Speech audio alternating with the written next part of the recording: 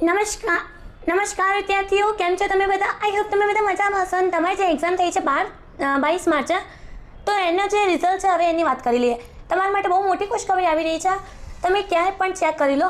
જો આ વિડીયોમાં હું કહેવાની છું, તમને આ વસ્તુ ક્યાં જ નહીં મળે.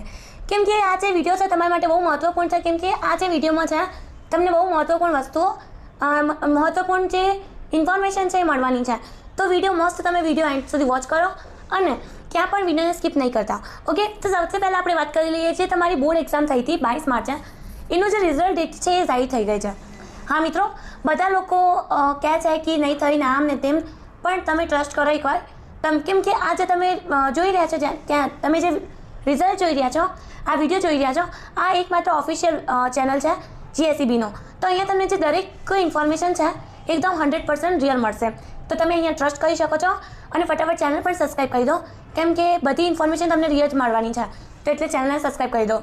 અને બીજી વાત, તમને જે વેબસાઇટ હું બતાવવાની છું, જ્યાં તમે તમારી રિઝલ્ટ ડેટ ચેક કરી શકો છો, એ પણ 100% રિયલ છે. કેમ કે એને જાતે જે GSEBની ટીમ છે એ જાતે કન્ડક્ટ કરે છે અને એ જ હેન્ડલ કરે છે. તો બધી વસ્તુઓ તમને રિયલ અને 100% ટ્રસ્ટેબલ મળશે. ઓકે, સૌથી પહેલાં આપણે વાત કરી લઈએ કે 10મા ધોરણની. એમ તો જો એક્ઝામ જે તમારી થઈ ગઈ હતી એના ઓલમોસ્ટ બધા જે પેપર છે એ ચેક થઈ ગયા છે. જે આપણે એક્ઝામ હોલમાં આપણે બેઠા હતા, એક્ઝામ હોલમાં જે લોકોએ ચીટિંગ કરી છે એ બધું વસ્તુઓ મતલબ ખબર પડી ગઈ છે કે કેટલા લોકોએ ચીટિંગ કરી છે.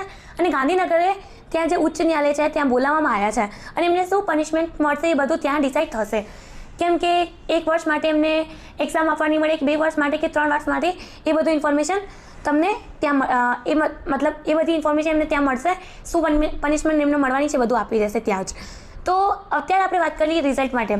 તમારે જે 10મા ધોરણનો તો હું તમને અત્યારે જણાવી દઈશ, પણ જે GSEB 12થની જે કોમર્સ, સાયન્સ, આર્ટ્સની જે એક્ઝામ પણ પતી ગઈ હતી 22 માર્ચે, એમનું પણ રિઝલ્ટ ક્યારે આવશે એના માટે પણ અલગથી હું વિડીયો અપલોડ કરી દઈશ. તો તમે જઈને વોચ કરી લેજો. તમારે જો દીદી ભૈયા કંઈક હોય 12થમાં તો એમને તમને ઇન્ફોર્મ કરી દેજો. ઓકે, તો ચાલો અત્યારે આપણે 10મા ધોરણના એક્ઝામના રિઝલ્ટની વાત કરી લઈએ.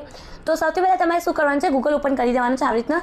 ત્યાં તમારે સર્ચ કરવાનું છે સ્ટડી વિલેજ, STUDYVILLAGE,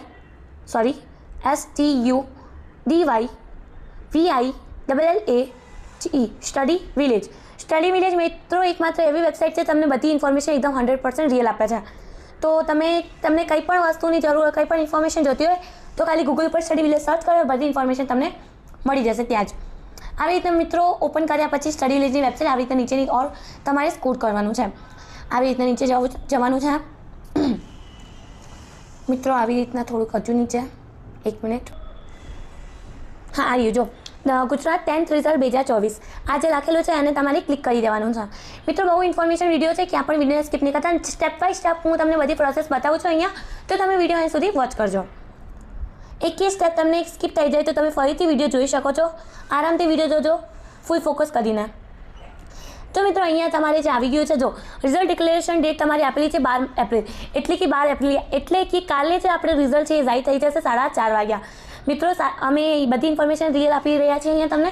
GSEBની તરફથી આખી ઇન્ફોર્મેશન આપેલી છે, તો તમે ટ્રસ્ટ કરી શકો છો. કાલે 12:30 વાગ્યા તમારે જે રિઝલ્ટ છે 10મા ધોરણની બોર્ડ પરીક્ષાનો, ઇંગ્લિશ મીડિયમ કે ગુજરાતી મીડિયમ, હિન્દી મીડિયમ ત્રણેયનું કાલે રિઝલ્ટ જે છે અનાઉન્સ થઈ જશે. તો ફટાફટ ચેનલને સબસ્ક્રાઈબ કરી દો, કેમ કે આવા દરેક વિડીયોની ઇન્ફોર્મેશન તમને અમારા ચેનલ પર મળી જશે. અને ફટાફટ ગૂગલ પર સ્ટડી વિલેજ સર્ચ કરો, અત્યારે તમારી રિઝલ્ટ ડેટ જોઈ લો. મળીએ નેક્સ્ટ વિડીયોમાં. ત્યાં સુધી મિત્રો ધન્યવાદ.